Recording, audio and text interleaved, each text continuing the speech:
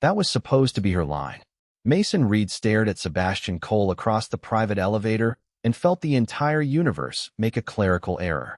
The doors had just closed on the 18th floor of Cole International, sealing them inside a polished steel box with soft lighting, mirrored walls, and approximately nowhere for Mason to hide.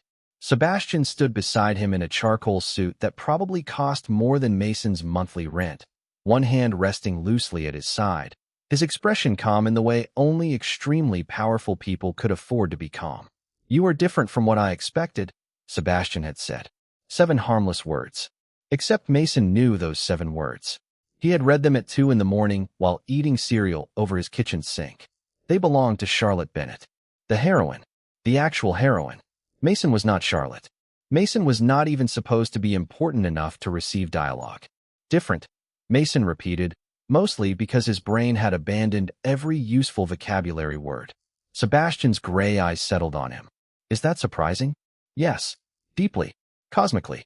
Potentially legally. Mason glanced at the glowing 4 numbers. 22. 23. 24. Too slow. Elevators in romance novels should come with emergency exits for background characters. I guess it depends on what you expected, Mason said. Sebastian studied him for 1 second too long. Someone less nervous. I am not nervous. The elevator chimed. Mason nearly jumped. Sebastian's eyebrow lifted. Very convincing. Wonderful. Fantastic. Mason had somehow been inside this world for less than a day and was already being personally evaluated by the male lead. Worse, none of this was supposed to happen. According to the novel, Charlotte should have rushed into this elevator carrying presentation folders. Sebastian should have held the doors for her. She should have challenged him when he criticized the marketing campaign. He should have delivered that exact line while pretending not to be intrigued. Instead, Charlotte had apparently vanished from her own scene, and Mason had been handed her moment like an incorrectly delivered package. The elevator reached 30. Sebastian stepped toward the doors, then paused. What department are you in? Mason's stomach dropped. Marketing. Name. This was getting worse by the second. Mason Reed. Sebastian repeated it quietly. Mason Reed. Nobody should have been able to make a completely ordinary American name sound like a future problem, yet Sebastian somehow managed it. The doors opened. Mason prepared to escape. Mr. Reed. He stopped. Sebastian looked back at him. I want your opinion on the campaign this afternoon. Mason stared. That invitation did not exist anywhere in the book. My opinion? You looked like you disagreed with the presentation. Mason immediately regretted having a face capable of expression. I have a very active thinking face. Apparently. Sebastian stepped into the executive hallway. 3 o'clock. Then he walked away. Mason remained inside the elevator until the doors started closing again. He caught them at the last second and stumbled into the hallway. Dignity somewhere several floors below.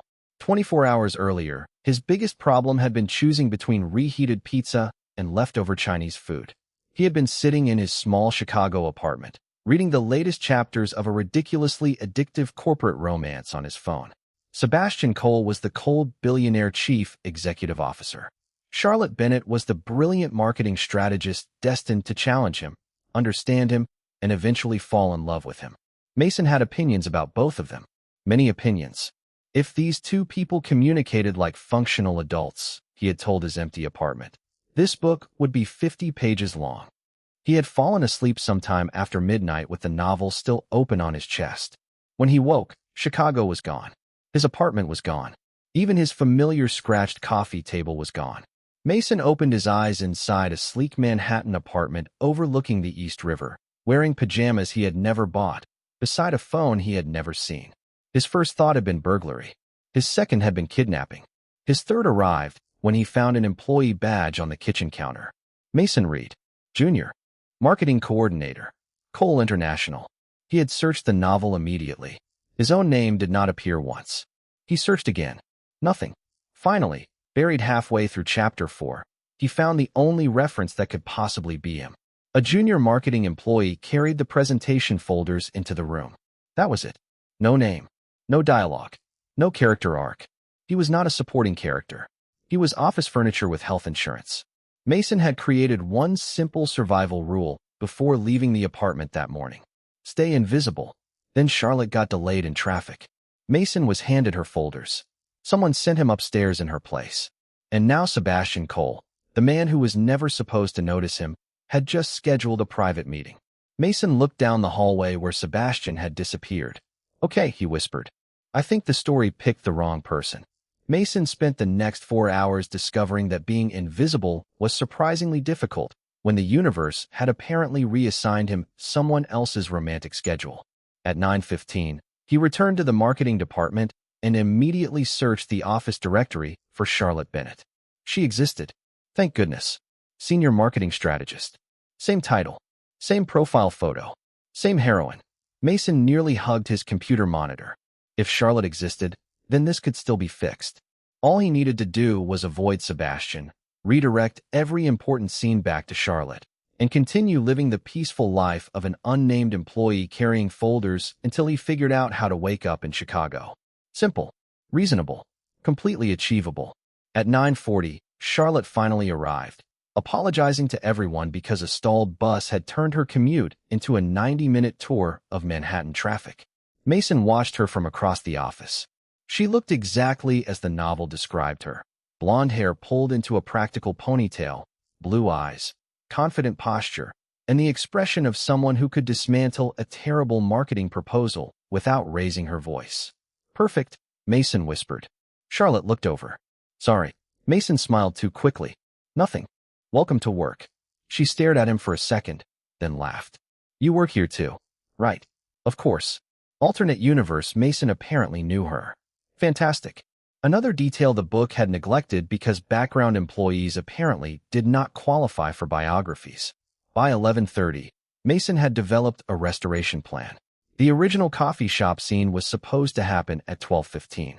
Charlotte would order an iced vanilla latte. Sebastian would enter unexpectedly.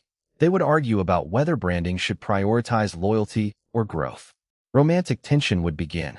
Mason only needed to make sure Charlotte was there. At 12:10, he casually approached her desk. "Coffee." Charlotte looked up. "Are you offering?" "Absolutely. That is suspiciously generous. I believe in supporting coworkers." She grabbed her coat. "Fine. There is a place across the street." Mason nearly smiled. Destiny repaired. 5 minutes later, they reached the coffee shop. Mason chose a table near the back and positioned Charlotte exactly where the novel said she should sit. "Why are you moving my chair?" she asked. "Lighting. It is noon. Natural lighting matters."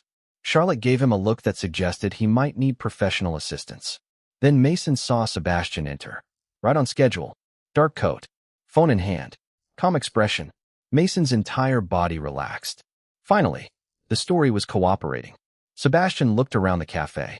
His gaze passed over Charlotte, then stopped on Mason. "No." Sebastian walked directly toward their table. Mason stared at the untouched chair beside Charlotte like he could summon fate through concentration. "Sit there. Sit beside her. Please participate in your own romance." Sebastian stopped beside Mason instead. "Mr. Reed." Charlotte glanced between them. "You know Mason?" Sebastian's eyes remained on him. "We met this morning." Mason laughed lightly. "Briefly. Extremely briefly. Barely worth remembering." Sebastian pulled out the chair beside Mason. "Wrong chair. Wrong side. Wrong everything." "I remembered." Mason's stomach dropped. Charlotte smiled politely. "Would you like to join us?" Mason wanted to say no on Sebastian's behalf. Sebastian sat down. For a few minutes, the conversation began. Mason waited for the branding argument. Nothing. He tried mentioning customer loyalty. Charlotte responded thoughtfully. Sebastian responded to Mason. Mason brought up growth strategy. Again, Sebastian looked at him. Every road led back to Mason. When Charlotte excused herself to take a call outside, Mason leaned toward Sebastian before common sense could intervene. "You know, Charlotte has really strong opinions about the campaign." Sebastian raised an eyebrow. "So do you?" "Yes, but hers are more important." "Why?" Mason searched for an answer that did not involve destiny. "She is more senior." "That has never stopped you from disagreeing with me." Mason froze. Sebastian's mouth curved faintly. 3 o'clock, he reminded him.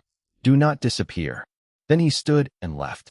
Charlotte returned a moment later carrying her coffee. "That was interesting." Mason stared after Sebastian. "No, that was catastrophic. He seems to like you." Mason nearly choked on absolutely nothing. "He does not." Charlotte shrugged. He looked at you the entire time. Mason slowly turned toward her. Through the cafe window, Sebastian crossed the street without looking back. The coffee shop scene had happened. The heroine had been there. Every necessary piece had been in place. And somehow, the story had still chosen Mason. By 2:57, Mason had accepted one uncomfortable truth. Sebastian Cole was paying attention to the wrong person on purpose.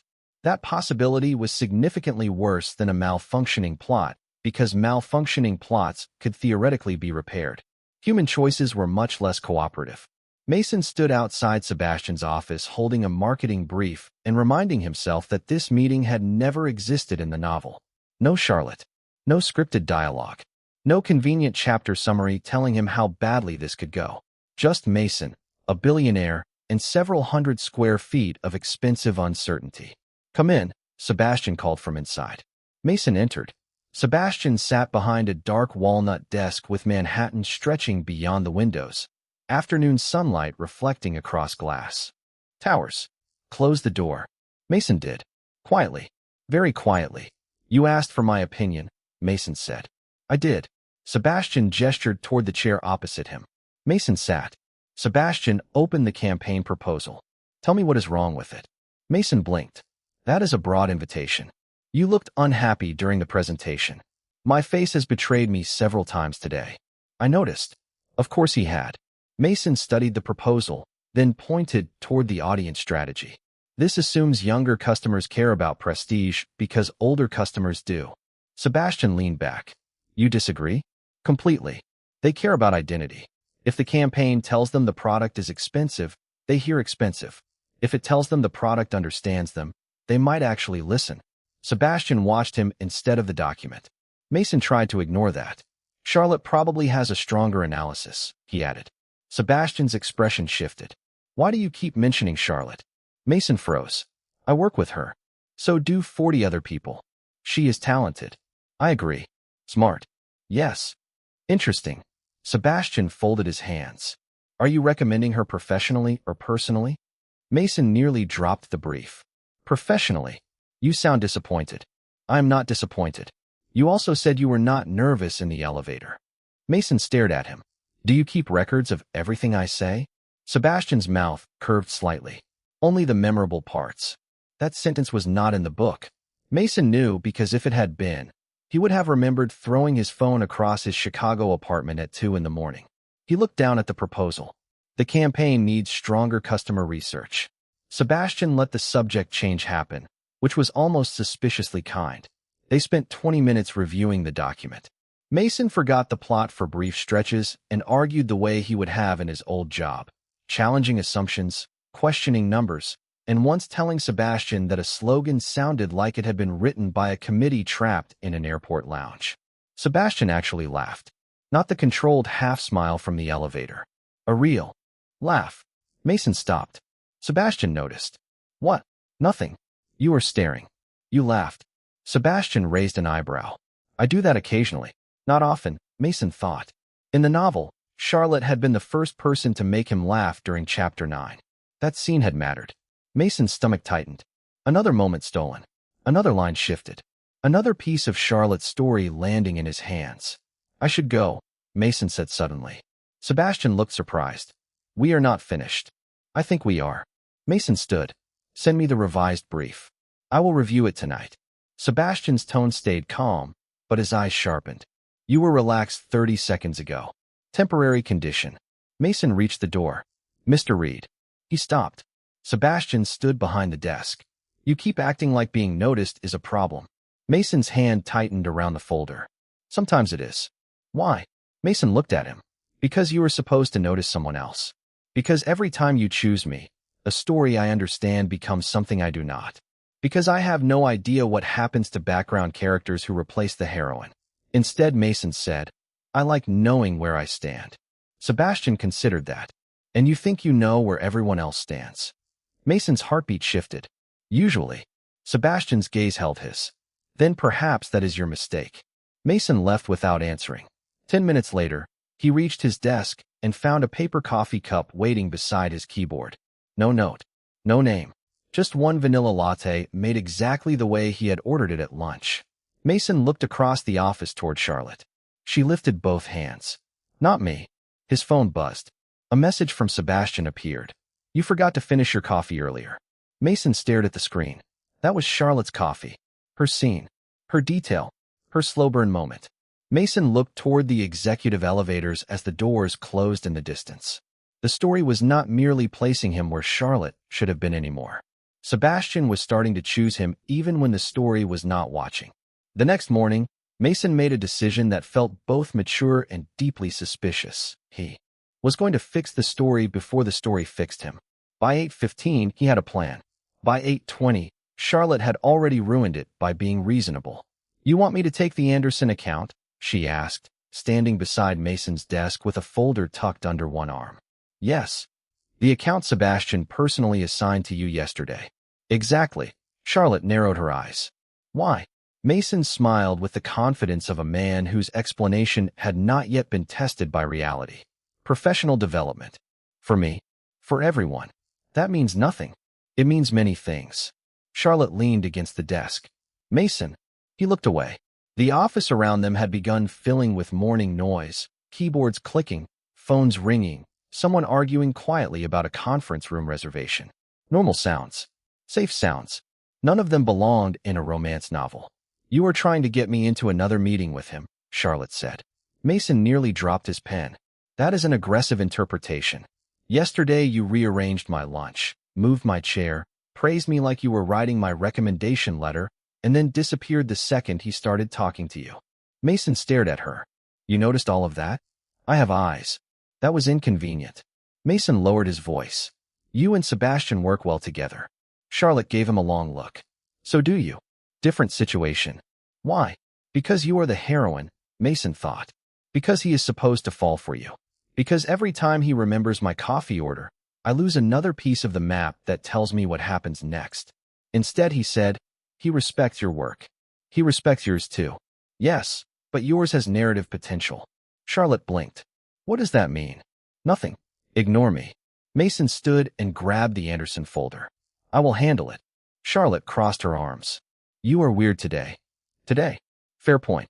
At 10:30, Mason finally created what should have been an ideal opportunity. Sebastian needed someone from marketing to review a launch proposal in the executive conference room. Mason recommended Charlotte before anyone else could speak. His manager agreed. Charlotte went upstairs. Mason remained at his desk. Perfect. Plot restored. Destiny redirected. He even allowed himself half a celebratory granola bar. 12 minutes later, his phone buzzed. Sebastian, come upstairs. Mason stared at the message. No, another message appeared. Now, please.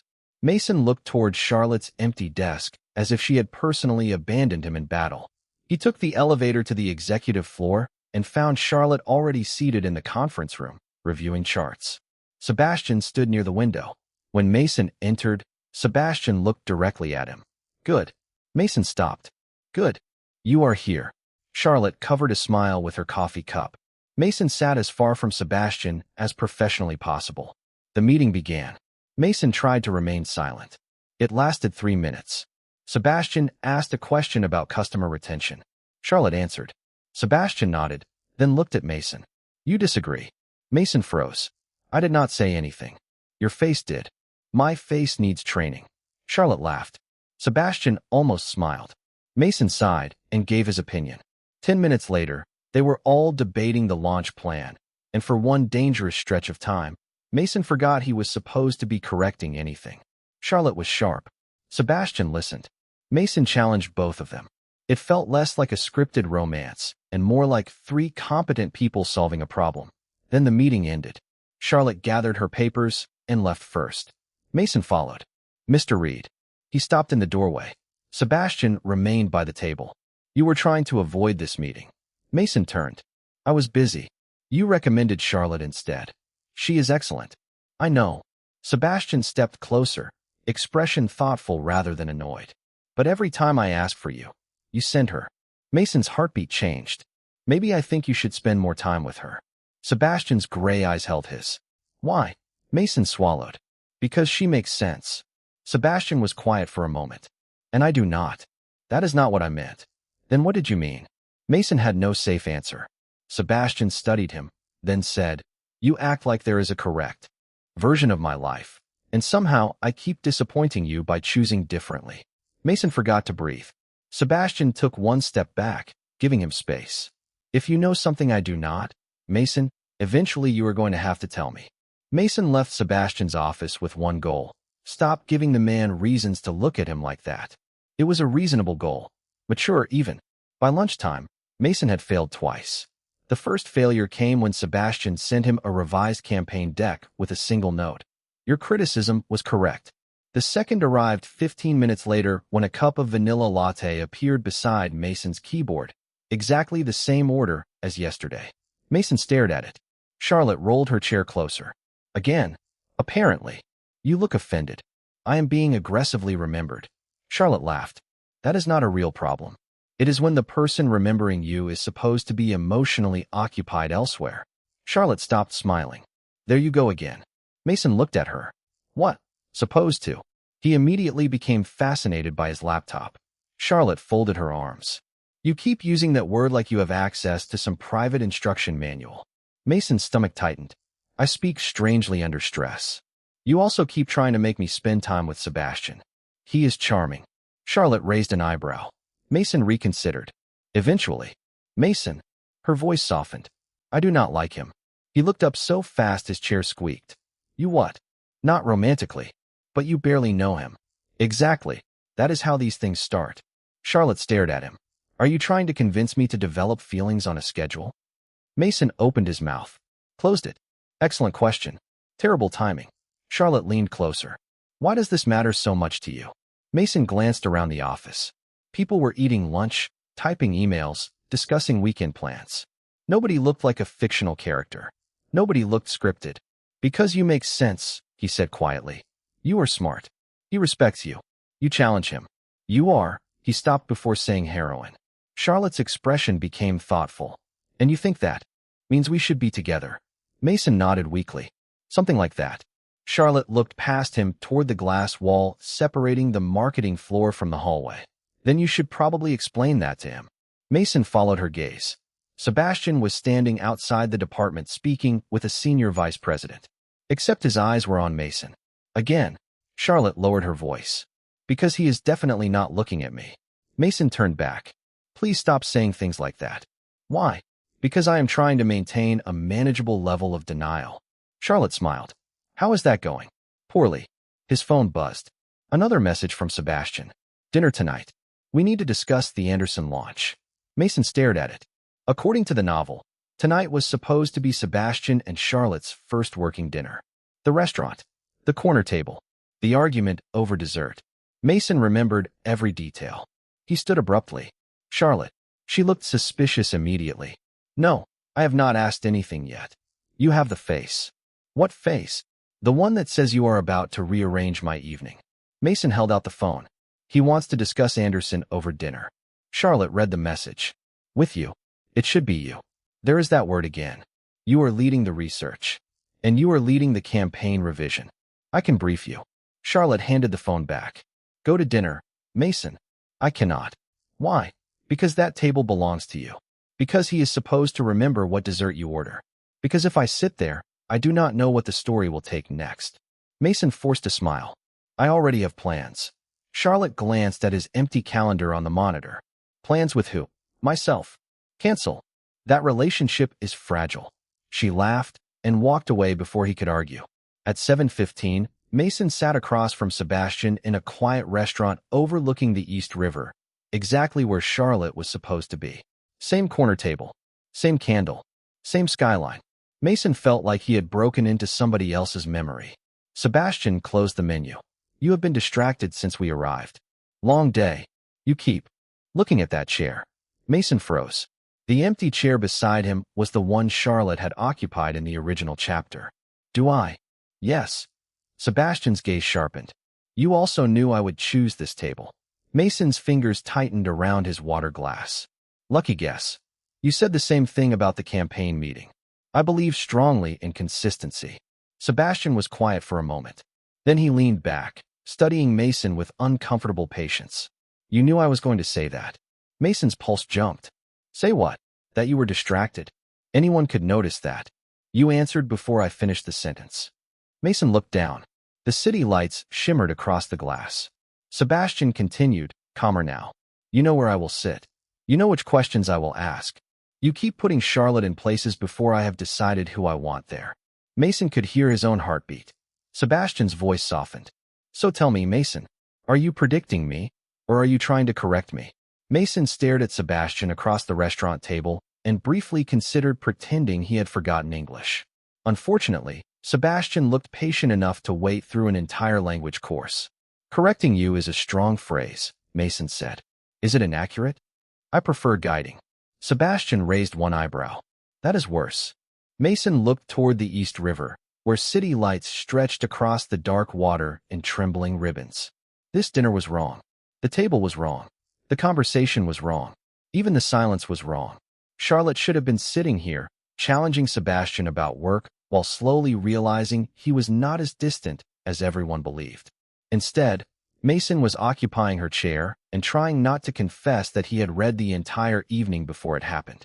What if? Mason began carefully. There were certain things you were expected to do. Sebastian's expression sharpened. Expected by whom? That is the difficult part. Try me. Mason almost laughed. You say that because you have no idea how ridiculous the answer is. I have spent dinner watching you predict my questions and stare at furniture like it has. Betrayed you. My standards for ridiculous have adjusted. Mason looked down at the table. What if there was a version of your life where everything already made sense? Sebastian said nothing. Certain meetings happen. Certain people meet. Certain choices lead to certain outcomes. Mason swallowed. And what if I knew some of those outcomes? Sebastian leaned back slowly. You are describing my life like it has already happened. I know. Has it? Mason's mouth went dry. Not exactly. That is not an answer. It is the safest one I have. For once, Sebastian did not push. He simply watched Mason with that steady attention that made jokes increasingly difficult to hide behind. Mason reached for his phone beneath the table. Maybe the novel could explain something. Maybe the original chapter would still be there, reassuringly unchanged. He opened the ebook. The screen refreshed. Mason froze. The chapter title remained, but the text beneath it was different. Charlotte Bennett entered the restaurant was gone. In its place, Mason Reed sat across from Sebastian Cole, wondering how much truth a fictional world could survive. Mason stopped breathing. He scrolled. The original argument about dessert had vanished. The dialogue he and Sebastian had spoken minutes ago now filled the page. Word for word. No, Mason whispered. Sebastian noticed immediately. What happened? Mason kept scrolling. Charlotte's name appeared less and less. Scenes Mason remembered belonging to her now carried his name instead. The umbrella scene. The coffee shop. The executive meeting. The dinner. His pulse accelerated. Then a new sentence appeared at the bottom of the page. The heroine is simply the person the hero chooses. Mason stared at it. Once. Twice. 3 times. That is not how this works. What is not? Sebastian asked. Mason locked the phone. Too late. Sebastian had already noticed his expression. Mason, I need to go. Sebastian did not reach for him or block his way. All right. That unexpected permission made Mason pause. Sebastian's voice softened. But you are scared. I am confused. Those are not mutually exclusive. Mason stood, slipping the phone into his pocket. Something changed. Sebastian looked up at him. Because of dinner? Because of me. The words escaped before Mason could stop them. Sebastian's expression shifted. You keep talking like you are responsible for choices I am making myself. Mason went still. Sebastian continued quietly. I invited you here. Mason looked away. You were not supposed to. According to whom? That is exactly the problem. Sebastian stood now, but kept several feet between them. Then stopped deciding for me. Mason looked back at him. No anger. No command. Just certainty. You keep trying to put Charlotte where you think she belongs, Sebastian said. You keep trying to disappear whenever I choose differently. Mason's heartbeat felt too loud. Sebastian held his gaze. Whatever rules you think I am breaking, Mason, they are not my rules. Mason left the restaurant 10 minutes later with those words following him all the way home. Inside his apartment, he opened the novel again. The same sentence waited on the screen. The heroine is simply the person the hero chooses. Then, beneath it, a second line appeared. For the first time, Mason wondered whether the book was changing the story, or merely admitting that it had never understood the characters at all. Mason spent most of the next morning trying not to look at Charlotte, which became difficult when Charlotte dragged her chair beside his desk at 9:20 and said, "You look like you lost an argument with a philosophy textbook." Mason kept his eyes on the campaign spreadsheet. "I slept badly. You also ignored 3 messages from Sebastian." Mason's fingers stopped over the keyboard. "You saw those. Your phone lights up like a lighthouse." He turned it face down. Charlotte leaned closer. "Are you avoiding him now?" "Temporarily." "Why?" Mason considered lying. Then he remembered the novel rewriting itself, Sebastian telling him to stop deciding for other people, and the sentence that had kept him awake until nearly 3 in the morning. "The heroine is simply the person the hero chooses." "Because I think I broke something," he said. Charlotte's expression softened. "The campaign. I wish." Mason glanced around the office. Nobody was listening. He lowered his voice. "Can I tell you something completely impossible?" Charlotte smiled. "You tried to arrange my love life using lunch reservations. My definition of impossible is flexible." Mason took out his phone and opened the novel. He showed her the character list, the original chapter summaries he still remembered, and the rewritten scenes carrying his name. He expected disbelief, maybe concern, possibly a recommendation for a long vacation. Charlotte read silently for nearly 2 minutes. Then she looked at him. "So in this book, I am supposed to fall in love with Sebastian." Mason nodded. "Eventually. And he falls in love with me." Very dramatically. Charlotte looked back at the screen. "That is hilarious." Mason blinked. "That is your reaction? What do you want me to do? Faint. Maybe take this slightly more seriously." "I am taking it seriously." She handed the phone back. "I just do not like Sebastian that way." Mason stared at her. "You already said that." "You did not listen." "I listened. I assumed the plot had not started working yet." Charlotte's eyes widened. "Do you hear yourself?" Mason opened his mouth, then stopped. Charlotte folded her arms. "You keep acting like a book knows me better than I know myself." The words landed harder than Mason expected. "That is not what I mean." "Is it not?" Charlotte gestured toward his phone. "According to your book, I am supposed to want a man because some narrator decided we have chemistry. According to me, Sebastian is smart, intimidating, occasionally funny, and absolutely not someone I want to date." Mason looked down. "But the original story. Maybe the original story was wrong." Silence. Mason looked up. Charlotte's expression was serious now. "What if you are not stealing anything from me?" she asked. "What if there was never anything to steal?" Mason felt something inside his carefully organized panic shift. "Then why does the book keep replacing you with me?" Charlotte shrugged. "Maybe it is not replacing me.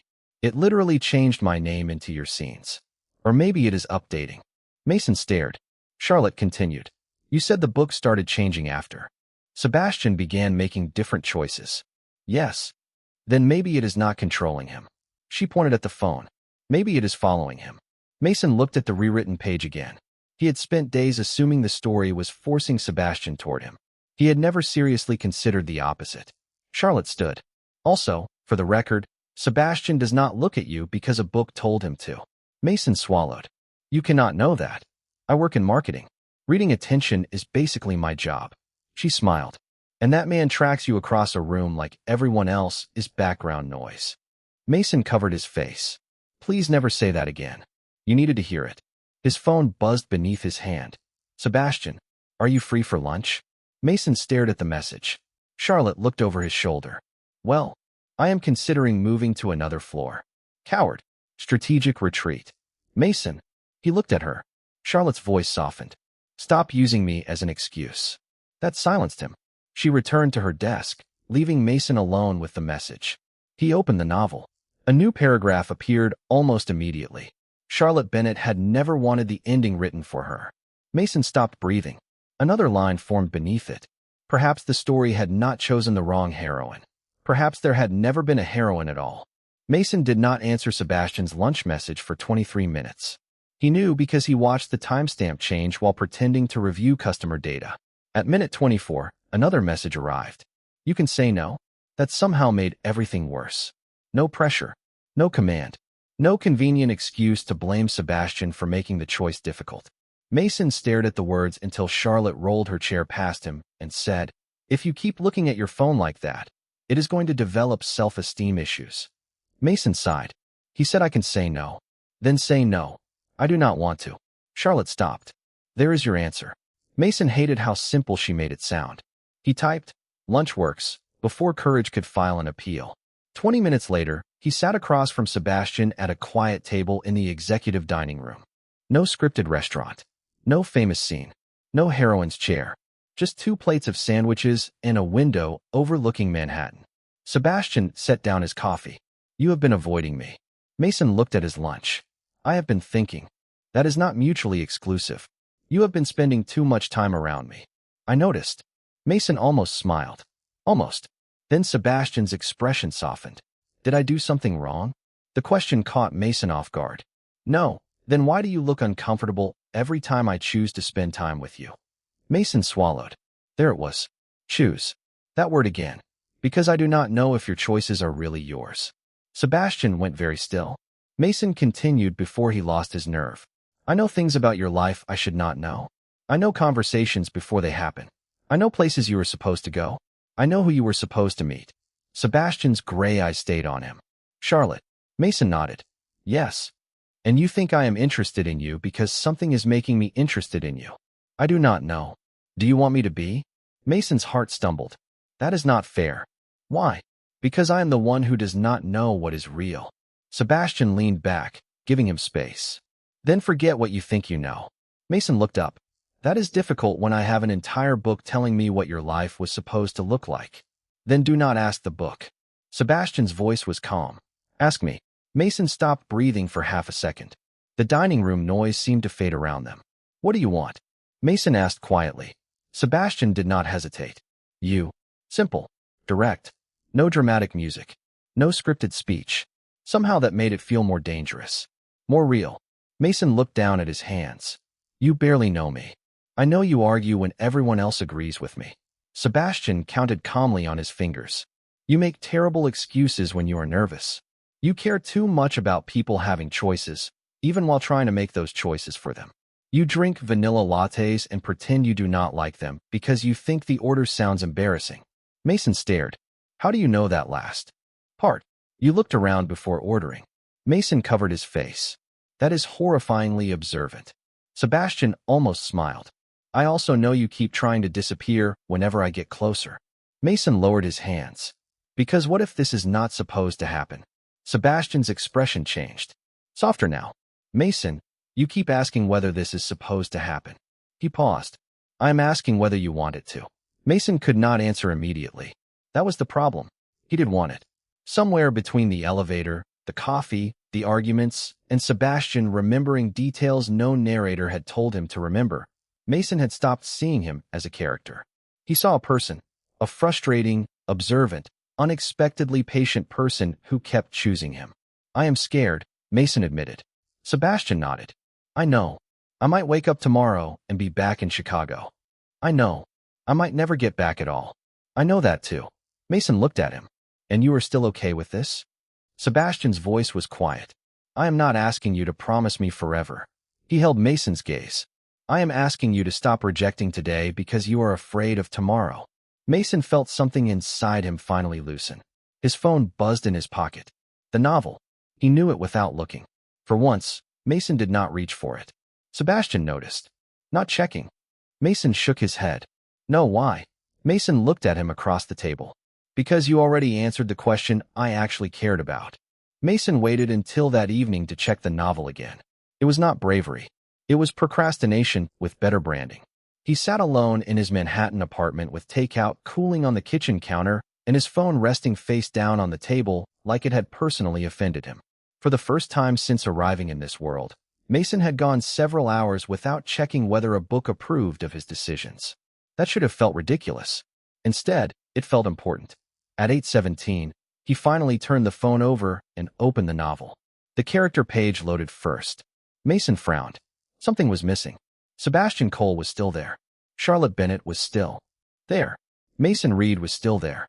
But the labels were gone. No hero. No heroine. No supporting character. Just names. Mason stared at the screen. Okay, he whispered. That is new. He opened chapter 1. The old description of Charlotte as the woman destined to change Sebastian's life had vanished.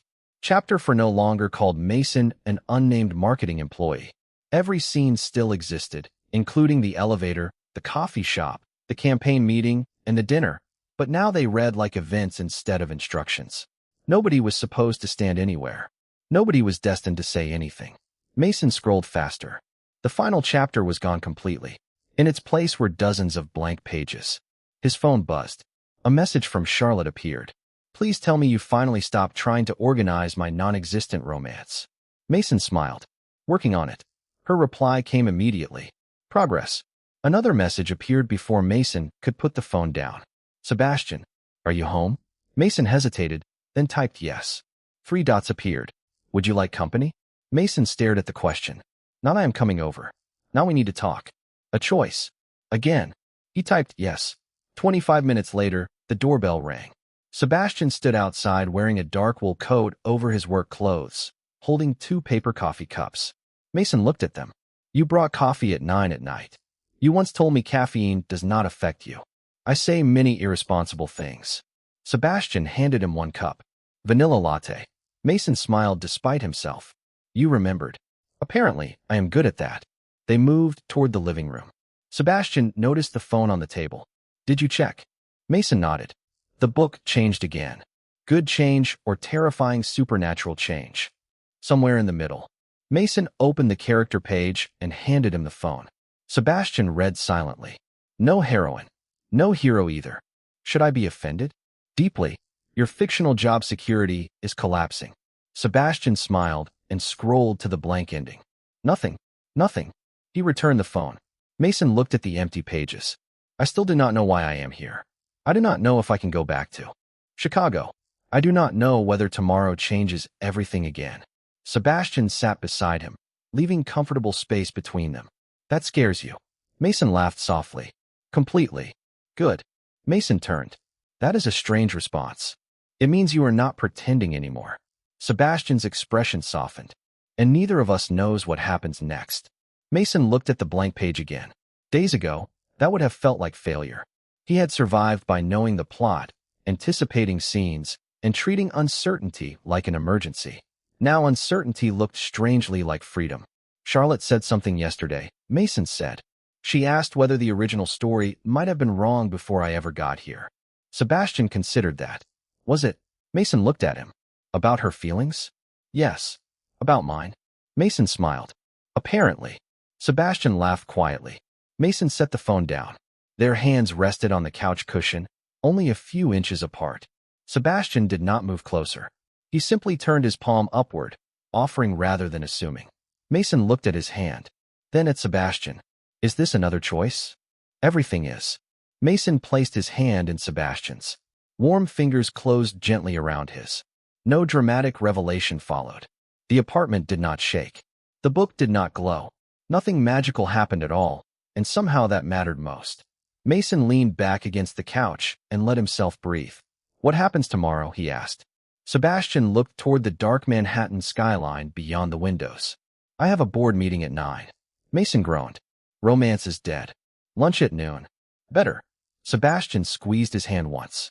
Mason picked up the phone with his free hand and looked at the empty pages. You know, I spent this entire week terrified I had been put into the wrong role. Sebastian glanced at him. And now? Mason closed the novel. Now I think the problem was believing we needed roles at all. Outside, Manhattan continued glowing exactly as before. Inside, the story offered no final line, no perfect ending, and no instructions. For the first time since Mason woke in this world, that felt exactly right.